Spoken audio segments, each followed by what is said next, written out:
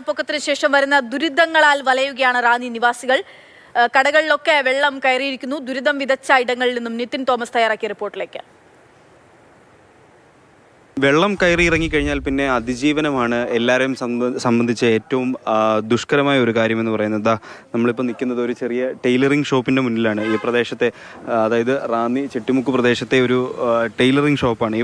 ഈ ടൈലറിംഗ് ഷോപ്പിനെയൊക്കെ സംബന്ധിച്ചിട്ട് ഒട്ടനവധി ആളുകൾ ഇവിടേക്ക് കൊണ്ടുവന്ന് കൊടുത്ത തുണികളുണ്ട് തയ്ക്കാനും മറ്റുമായിട്ട്. ആ തുണികളാണ് കൂടുതലും നഷ്ടപ്പെട്ടിരിക്കുന്നത്. ഒപ്പം അവർ കഷ്ടപ്പെട്ട് പടുത്തുയർത്തിയ ഒരു കടയും നശിച്ചിരിക്കുകയാണ്. കടയ്ക്കുള്ളിൽ മുഴുവൻ വെള്ളമായിരുന്നു. ഇതിൻ്റെ ഒരാൾ കൈ ഉയർത്തിയാൽ എത്ര പൊക്കം വരുമോ അത്രത്തോളം പൊക്കത്തിൽ ഇവിടെ പൂർണ്ണമായിട്ടും വെള്ളം കയറി.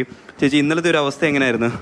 ഇന്നലത്തെ അവസ്ഥ എന്ന് പറഞ്ഞാൽ ഞങ്ങൾ വീട്ടിൽ നിന്ന് ഇവിടെ 4 മണിയായപ്പോൾ വന്നപ്പോഴത്തേക്കും വെള്ളം അരയോളമായി. പിന്നെ ഞങ്ങൾക്ക് ഇതിനകത്തൊന്നും ഒരു സാധനം എടുക്കാൻ വയ്യാതായി. പുലർച്ചെ 4 മണിക്ക്. അപ്പോൾ പിന്നെ ഞങ്ങൾക്ക് ഒരു സാധനം പോലും എടുക്കാൻ പറ്റിയില്ല. പിന്നെ ഞങ്ങൾ തിരിച്ച് പെട്ടെന്ന് കട പൂട്ടി.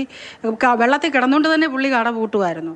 അപ്പോഴത്തേക്ക് അങ്ങ് മേളോളം വെള്ളമായി. പിന്നെ ഞങ്ങളൊന്നും ചെയ്തില്ല, കണ്ണുടച്ച് നിന്ന് ഒന്നും ചെയ്യാൻ.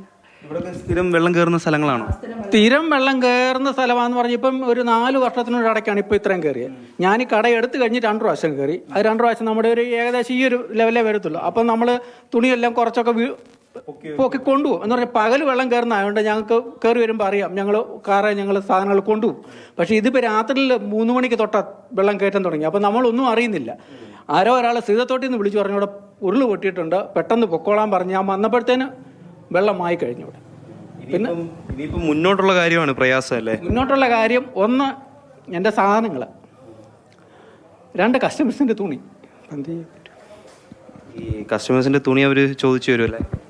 അവർ ചോദിക്കുകയാണെങ്കിൽ അവർ വില ചോദിക്കുകയാണെങ്കിൽ നമ്മൾ കൊടുത്തേ പറ്റുള്ളൂ. എന്ന് പറഞ്ഞാൽ അവർ നല്ല തുണിയാണ് കൊണ്ട് തന്നത്. ഇപ്പം വെള്ളം കയറി എന്ന് പറഞ്ഞ് നമുക്ക് അവരോട് എന്തോ പറയാൻ പറ്റുന്നു. പിന്നെ ചിലർ മാന്യമായിട്ട് കൊണ്ടുപോട്ടെ, അല്ലാത്തവർക്ക് നമുക്ക് കാശ് കൊടുക്കേണ്ടി വരും. ഇതിപ്പം ചേട്ടനും ചേച്ചിയും കൂടെ നടത്തുന്ന കടയാണ്? അതെ അതെ. മെഷീനുകളൊക്കെയോ? മെഷീനുകൾ 4 മെഷീനും പോയി. ഒരെണ്ണം രാവിലെ ഞാൻ എടുത്തുകൊണ്ട് ഉണങ്ങാനാണെന്ന് വീട്ടിൽ കൊണ്ടുപോയി വെച്ചിട്ടുണ്ട്. ബാക്കി മെഷീനുകളും എല്ലാ സാധനവും പോയി. സാധനങ്ങളെല്ലാം നഷ്ടപ്പെട്ടു. കടയിൽ മൊത്തം വെള്ളം കയറി. ഇതിനി പഴയ പൂർവ്വസ്ഥിതിയിലാക്കിയെടുക്കണമെങ്കിൽ തീർച്ചയായിട്ടും ബുദ്ധിമുട്ടാണ്. ഇവിടെ ഇപ്പോൾ ശുചീകരണ പ്രവർത്തനങ്ങളാണ് നടന്നുകൊണ്ടിരിക്കുന്നത്. ടൈലറിംഗ് കടകളെയൊക്കെ സംബന്ധിച്ചിട്ട് പറയുമ്പോൾ മറ്റ് ആളുകൾ കൊണ്ടുവന്ന സാധനങ്ങൾ, അവർ പറഞ്ഞതും അതാണ്, മറ്റാളുകൾ കൊണ്ടുവന്ന സാധനങ്ങൾ ഇവരുടെ ഉത്തരവാദിത്വത്തിലാണ് ഇവിടെ മേടിച്ചു വെക്കുന്നത്. അതാണ് പൂർണ്ണമായിട്ടും നശിച്ചിരിക്കുന്നത്. റാന്നി ചെട്ടിമുക്കിൽ നിന്നും സുധീഷ് തിരുവല്ലയ്ക്കൊപ്പം നിതിൻ തോമസ്, മാതൃഭൂമി ന്യൂസ്.